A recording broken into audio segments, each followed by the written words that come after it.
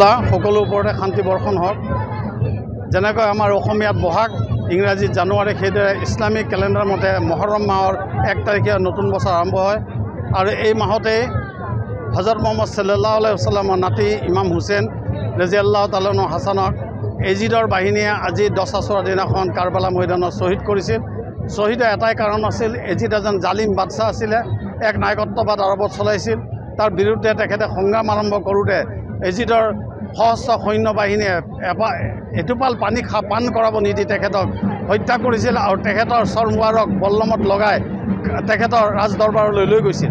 আৰু সেই দুখ হিচাপে সেই দিনাখনৰ পৰাই বিশ্বৰ মুছলমানৰ একাংশই এই উৎসৱ, এই দিনটো পালন কৰি আহিছে। আৰু ইমাম হাছানে যি ন্যায়ৰ কাৰণে সংগ্ৰাম কৰিছে, সেই সংগ্ৰাম যাতে কিয়ামতৰ দিনলৈকে চলি থাকে তাৰে চেষ্টা এছাম ৰাইজে কৰি আহিছে। আৰু বিশেষকৈ তেজপুৰত আজি 198 বছৰ অতিবাহিত হ'ল আৰু 2 বছৰৰ পিছতে 200 বছৰ হ'ব। তেজপুৰৰ 7ম পুৰুষীয়া সকলো সম্প্ৰদায়ৰ মিলাপ্ৰীতিৰ মাজতে এই উৎসৱ পালন কৰা হৈ গৈছে। আজিও জিলা প্ৰশাসনৰ সকলো কৰ্মকৰ্তাসকলে সহযোগিতা আৰু তেজপুৰৰ সকলো ধৰ্ম, জাতি, বৰ্ণ, ধৰ্ম সংগঠনসমূহৰ সহায় সহযোগিতা আজিৰ এই আশুৰা দিৱস পালন হৈ আছে। আমি সকলোকে সমূহ সংগঠনসমূহক আন্তৰিকতা ধন্যবাদ জ্ঞাপন কৰোঁ।